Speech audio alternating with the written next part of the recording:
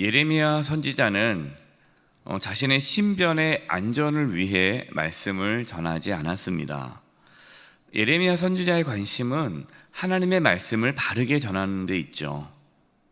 하나님께서 예레미야 선지자에게 주신 말씀이 무엇입니까? 12절입니다. 내가 이 모든 말씀대로 유다 왕 시드기야에게 전하여 이르되 왕과 백성은 바벨론 왕의 멍에를 목에 메고 그와 그의 백성을 섬기소서. 그리하면 사시리라.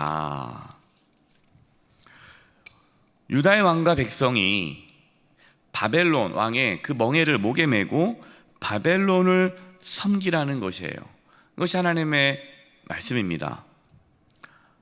그래야 산다는 겁니다.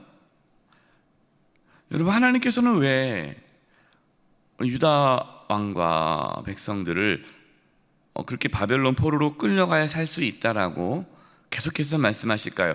여러분, 지금 이미 유다는 1차, 2차 포로로 끌려갔습니다. 이제 바벨론 포로로 끌려갔어요. 그리고 성전에 있는 기구들도 많이 빼앗겼습니다. 그런데 계속해서 유다 왕과 백성들은 바벨론 포로로 끌려가지 않으려고 하는 거예요. 그러니까 하나님께서 가야 산다라고 말씀하십니다.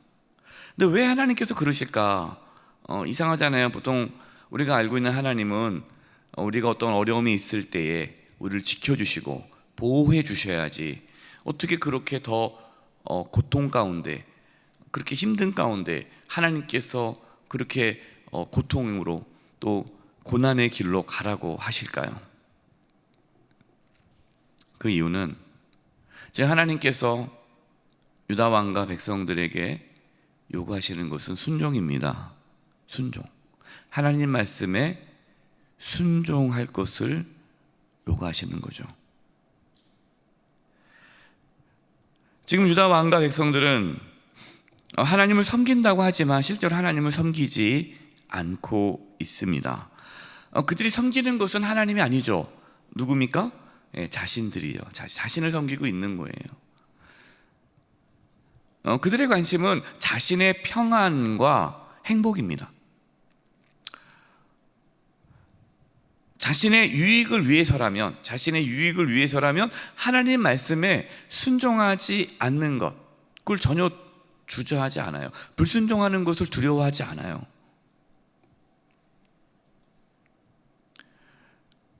지금 예루살렘 성에는 하나님의 정의와 긍휼과 자비가 사라졌습니다. 그리고 거짓과 폭력이 난무합니다. 힘 있는 자가 힘 없는 자들을 착취합니다. 죄 없는 자가 억울하게 누명을 씌어 피 흘림을 당합니다. 이것이 지금 예루살렘에 가득한 거예요. 그래서 하나님께서 그 부분을 회개케 하기 위해서 끊임없이 선지자들을 보냈지만 순종하지 않았죠.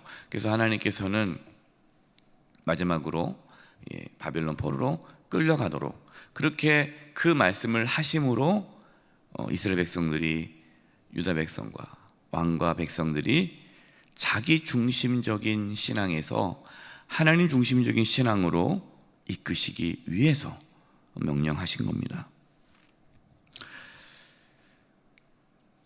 그럼에도 불구하고 유다 왕과 백성은 계속해서 하나님께서 우리를 지켜주실 거야, 우리는 하나님을 잘 믿고 있어 라고 생각하며 확신하고 있는 겁니다. 여러분, 믿음이 무엇일까요? 무엇이 믿음입니까? 단지 하나님께서 나를 지켜주시고 보호해 주신다는 것을 믿는 게 믿음입니까? 어떻게 보면 겉으로 보면 맞죠. 하나님이 나를 지켜주셔, 나를 보호해 주셔, 난 믿어. 믿음 맞습니다. 물론 하나님께서는 우리를 그렇게 지켜주시고 보호해 주십니다. 근데 여러분, 지금 하나님께서 유다 백성들에게 바벨론 포로로 끌려가라 라고 하는 말씀이 유다 왕과 백성들을 뭐 하기 위해서 그렇게 하라는 거예요? 지키시기 위해, 보호하시기 위해 그렇게 하신 거예요. 우리는 하나님의 사랑을 의심하지 말아야 합니다. 하나님의 선하심을 의심하지 말아야 됩니다. 하나님은 선하시고 하나님은 사랑이십니다. 그러나 그 하나님의 선하심과 사랑이 내 기준과 방식대로 이루어지지 않는다는 거예요. 근데 우리는 하나님의 선하심과 사랑조차도 내 방식대로, 내가 원하는 대로 이루어져야만 하나님의 선하심과 하나님의 사랑이라고 주장하는 거죠. 여러분, 이것이 자기 중심성 신앙인 거예요.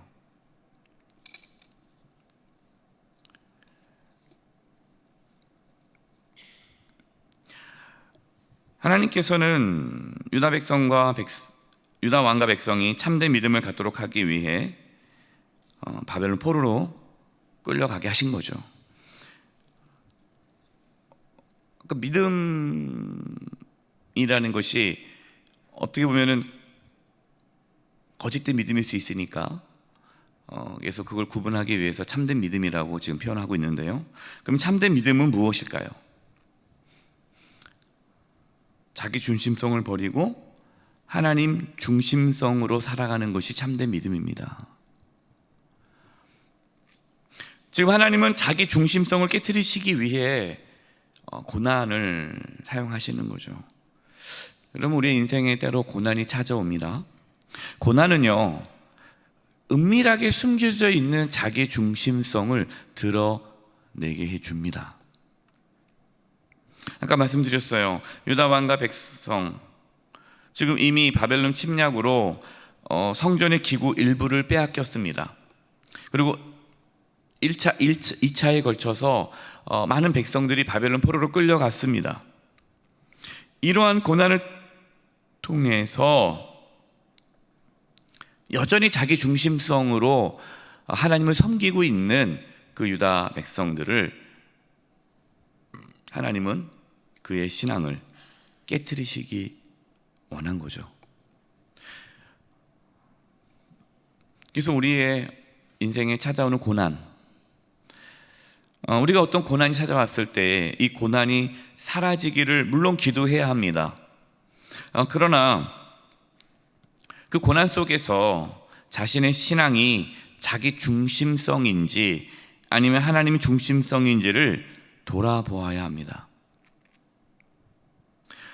자기 중심성의 신앙, 그러니까 자기 중심성, 그렇게 신앙생활 하신 분들은 하나님께서 자신에게 왜 고난을 주시는지를 이해하지 않습니다. 아니, 이해하려고 하지 않아요. 그 고난 자체를 받아들이지 않습니다. 자신이 고난을 당하고 있는 그 자체가 억울해요. 분해요. 화가 나요. 이건 잘못됐다고 생각하는 거예요. 하나님, 왜 나에게 이런 고난을 주십니까? 하나님은 선하시다는데, 하나님 날 사랑한다는데 왜 나에게 이런 고난을 주십니까? 하나님 그런 분 아니시잖아요. 빨리 원래 하나님 모습 보여주세요. 원래 하나님은 그런 분이 아니잖아요. 그 하나님 어떤 분 하나님이에요? 내가 만들어낸 하나님이죠. 나에게 늘 좋은 걸 주셔야 되고 늘 나 중심적으로 나에게 도움이 되는 분이죠. 그러니까 하나님은 나를 섬겨야 되는 거예요. 내 건강, 내 자녀, 내 인생, 그 모든 것이 다 하나님은 나를 도와줘야 돼요. 그렇기 때문에 그분은 고통을 대하는 태도가 다릅니다. 원망이 되죠. 불평이 되죠. 그리고 하나님은 어디 있냐 하면서 신앙의 길을 떠나게 됩니다. 사실 그분은 처음부터 신앙의 길을 들어선 건 아니에요. 자기를 섬기고 있었던 거죠. 그러나 하나님 중심성의 신앙은 고통 속에서도 하나님의 선하심을 믿습니다. 하나님 말씀에 더욱 순종합니다. 회개합니다. 내가 하나님 앞에 범죄한 것은 없는지, 내가 하나님을 섬긴다고 하면서 내 욕망대로 살아가지 않았는지, 내가 하나님을 이용하지는 않았는지, 정말 내가 하나님께 순종하는지, 이 부분을 돌아보게 되죠. 욥도 그랬죠. 욥이 얼마나 하나님을 잘 섬겼습니까? 하지만 그 깊이 그 숨어 있는 그 속에는 자기 중심성의 모습이 있는 거죠. 그것이 깨어지고 나서 욥이 이렇게 고백을 하잖아요. 내가 이제야 주를 눈으로 배움나이다. 하나님 앞에 내가 아무것도 아니고 하나님 앞에 뭔가 내가 할 말이 하나도 없는, 죽을 수밖에 없는 죄인임을 깊이 경험하는 거죠. 하나님은 하나님 중심성의 신앙을 갖도록 하기 위해 바벨론 포로로 끌려갈 것을 말씀하고 있습니다. 14절 15절이에요. 그러므로 당신들은 바벨론의 왕을 섬기게 되지 아니하리라 하는 선지자 말을 듣지 마소서. 그들은 거짓을 예언함이니이다. 이는 여호와의 말씀이니라. 내가 그들을 보내지 아니하였거늘 그들이 내 이름으로 거짓을 예언하니 내가 너희를 몰아내리니 너희와 너희에게 예언한 선지자들이 멸망하리라. 거짓을 예언하는 선지자들은 무엇을 계속 얘기합니까? 자기 중심성으로 신앙생활을 하라고 계속 미혹하는 거예요. 여러분, 우리 안에 이러한 거짓 선지자의 그런 모습은 우리 안에 없습니까? 하나님보다 자신의 평안, 안전, 유익을 더 우선시하는 그런 욕망이 우리 안에 자리 잡고 있지 않습니까? 거짓 선지자들은 지금 계속해서 이렇게 말씀하고 있는 거예요. 하나님께서 우리를 회복시켜 주실 것이다. 하나님께서 회복시켜 주실 것이다. 지금 첫 번째, 두 번째 포로로 끌려갔지만 하나님께서 그들을 돌아오게 하실 것이다. 지금 성전 기구가 바벨론으로 다 빼앗겼지만 하나님께서 그것을 다 되찾게 하실 것이다. 하나님께서 우리를 구원하실 것이다. 하나님께서 회복하실 것이다. 여러분, 얼마나 좋은 말씀처럼 들립니까? 회복을 선포하는데, 하나님의 구원을 선포하는데 할렐루야 아멘 그러지 않겠어요? 그런데 하나님께서는 그 회복과 구원의 메시지가 거짓이라고 말씀하시는 거예요. 왜 그럴까요? 회개 없는 회복과 구원은 거짓입니다. 회개 없는 회복과 구원은 가짜예요. 그래서 18절 말씀을 주시는 건데요, 18절 말씀을 제가 표준 세번역으로 읽어드리겠습니다. 표준 세번역으로. 그러므로 그들은 거짓 선지자죠, 거짓 예언자죠. 정말 그들이 예언자들이라고 한다면, 그들이 진짜 예언자라 한다면 차라리 정말로 그들이 주의 말씀을 받은 사람들이라면 차라리 그들은 주의 성전과 유다 왕궁과 예루살렘에 아직 남아있는 기구들을 더 이상 바벨로니아에 빼앗기지 않게 해달라고 만군의 주께 호소해야 옳을 것이다. 이게 무슨 말씀입니까? 정말 그들이 주의 말씀을 전하는 자라면 차라리 그러니까 바벨론 포로로 끌려가는 것이 하나님의 뜻이지만, 그러나 정말 그들이 하나님의 말씀을 전하는 자라면 차라리 이렇게 기도해야 되지 않겠냐. 지금 하나님, 우리가 지금 갖고 있는 예루살렘에 있는 성전에 있는 기구가, 남아있는 기구마저 빼앗기지 않도록, 또 지금 남아있는 유다 백성들이 포로로 끌려가지 않도록 하나님 우리를 불쌍히 여겨주시고 우리를 긍휼히 여겨달라고. 그러니까 하나님의 주권을 인정하는 거죠. 하나님, 저를 불쌍히 여겨주세요.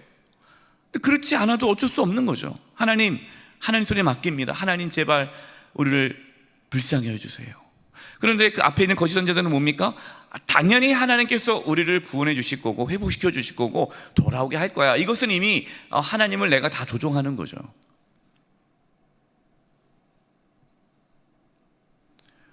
거짓 선지자들은 회개할 것을 선포하지 않았습니다. 하나님의 긍휼을 구하지도 않았어요. 무조건 자신의 평안과 안전이 이루어질 것을 선포한 것이에요. 여러분, 우리 말씀을 통해서, 특히 예레미야 말씀을 통해서 우리가 늘 경계할 것은요, 자기 중심성 신앙에 빠지지 않도록 경계해야 합니다. 그러려면 하나님 말씀에 귀를 기울여야 돼요. 내 삶에, 내가 지금 처해 있는 상황에 집중하기보다 하나님 말씀 먼저 귀를 기울여야 합니다. 하나님을 바라봐야 돼요. 나를 바라보는 것이 아니라 하나님을 바라봐야 돼요. 내 자식, 내 문제, 내 건강, 내 상황을 바라보고 거기에 내 관심 있는 것이 아니라 하나님을 바라보고 하나님 말씀에 귀를 기울이고 하나님께 집중할 때에 우리는 자기 중심성에서 하나님 중심성으로 나오게 될 것입니다. 그래서 저와 여러분 참된 신앙의 길을 걸어갈 수 있기를 간절히 축원드립니다. 시간 기도하겠습니다. 하나님, 끊임없이 우리 자신의 평안과 안전과 행복과 지금 내가 처해 있는 그런 모든 상황과 문제들에게만 집중하고 내가 원하는 방식대로, 내가 원하는 대로 하나님께서 그렇게 해주기만을 바라고 소망하고 또 그렇게 믿고 있습니다. 하나님, 우리의 자기 중심성적인 그런 신앙에서 벗어나 하나님 중심성으로 나아가게 주시옵소서.